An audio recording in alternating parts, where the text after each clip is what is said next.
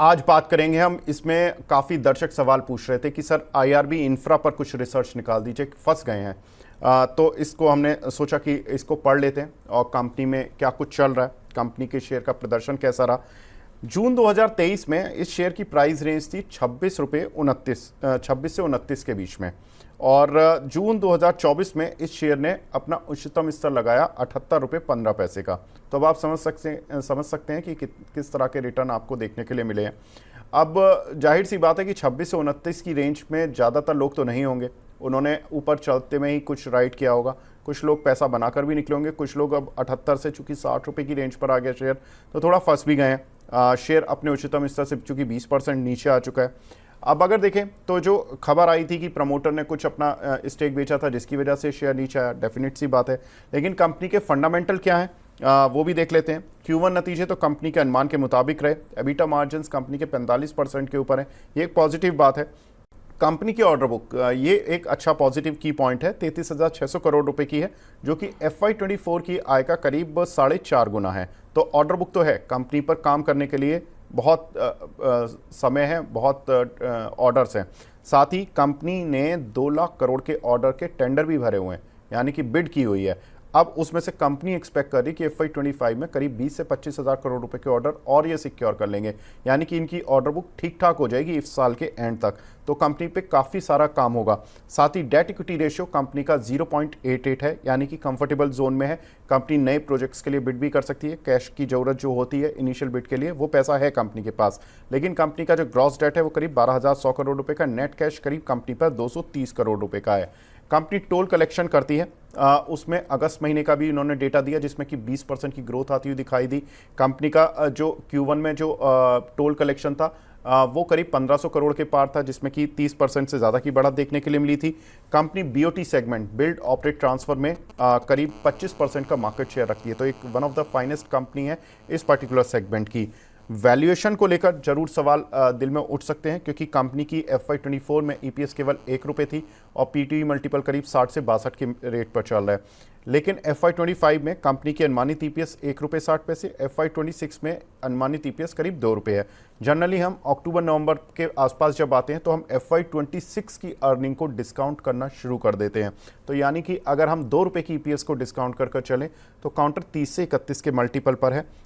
ये जो एस्टीमेट्स हैं EPS के, ये मोतीलाल ओसवाल की रिपोर्ट के आधार पर लिए गए हैं। शेयर की बुक वैल्यू अभी करीब 22 रुपये 80 पैसे है।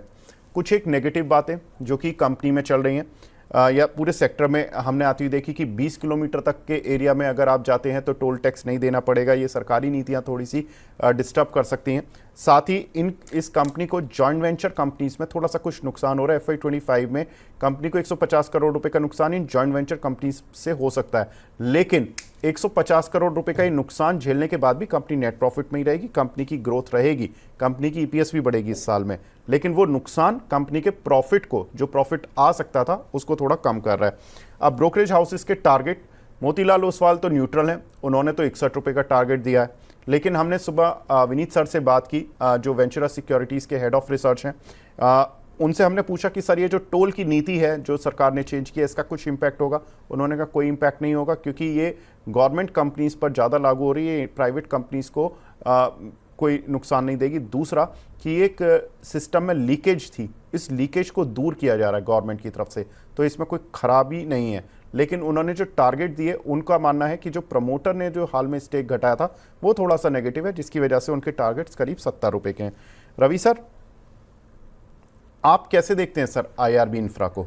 अरे भैया, आप तो गूगल हो आपको सलाम है, क्योंकि इतनी डीप रिसर्च के पॉइंट को 1-2 मिनट में कहना बहुत बड़ी बात है। आप रिपीट कर करके सुनिएगा, पॉइंट नोट करिएगा, ये मेरी आपसे रिक्वेस्ट है। थोड़ा सा मैं इसमें ऐड ऑन कर देता हूँ। देखिए, अगर आप इंफ्रा की तरफ जाते हैं, कंस्ट्रक्शन की तरफ जाते हैं, तो 3 कंपनियां दिग्गज कंपनियां जिन्हें आप नोट कर लीजिए। पहली IRB इंफ्रा, दूसरी GMR इंफ्रा और तीसरी है KNR कंस्ट्रक्शन। मैं गलत तो नहीं हूं सर? बिल्कुल।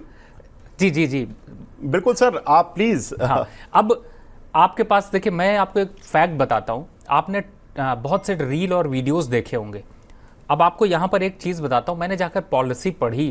टोल पे आपने हमेशा रील देखा होगा कि 30 सेकंड से ज़्यादा हो जाए तो आप टोल को फ्री में क्रॉस कर सकते हैं। पढ़ा आपने भी देखा होगा इस बिल्कुल feel सर, को? बिल्कुल बिल्कुल। पॉलिसी में जाकर पढ़िए, लिखा हुआ है, सिर्फ उसमें कंडीशन स्टार मार्क करके लिखा है कि only for the congestion time, और वो टाइम ड्यूरेशन है, हमेशा के लिए नहीं है, और हर टोल पे तो है ही नहीं।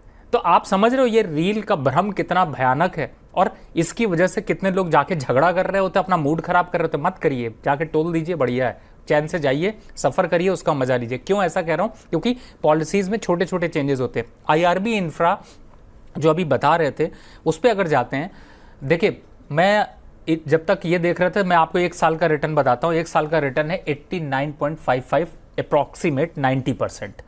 3 साल का रिटर्न है 260%, 5 साल का रिटर्न है 646%। बताओ कहाँ कमी है? अब आपको समझ में आ गया होगा कि जो ग्रोथ स्ट्रक्चर है, जिस हिसाब से डेवलपमेंट है, उसको अगर देखें तो कंपनी बिल्कुल यहां से 61 रुपए चल रही है, कितने के नीचे खराब होगी?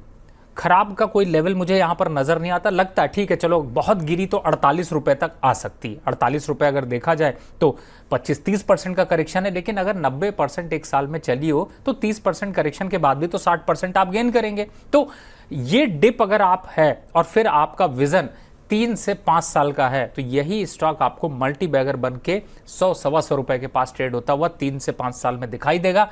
तब आप कहेंगे कि शायद ये स्टॉक मैं उस समय खरीद लेता। अब लंबे समय की तो ये स्ट्रैटेजी हो गई। शॉर्ट टर्म पे अगर 55 के नीचे जाता है तो रुक जाइएगा, बाय मत करिएगा, होल्ड करिएगा, थोड़ा वेट करिएगा। कहां पर? 55 के नीचे जाने के बाद नेक्स्ट लेवल बाय का होगा सिर्फ 48 और 50। 61 पे खरीदना नहीं है तो खरीद लीजिए, कोई रिस्क नहीं है, ऐसा बहुत बड़ा रिस्क नहीं आने वाला। और इतना पैसा 50-60 रुपए तो आप वैसे ही छोड़ देते हैं। कई बार ऐसा होता है, चाय पीने जाते हैं, सिगरेट पीने जाते हैं, बुरी आदतों में खर्च करते हैं, जीएमआर में इसमें डाल दीजिए, आईआरबी में। टारगेट, पहला टारगेट 75, दूसरा टारगेट 85, 3 साल के हिसाब से टारगेट 125। ये दमखम है, आपकी मर्जी है, करना है करिए, नहीं करना है तो लेवल्स फॉलो कर लीजिए।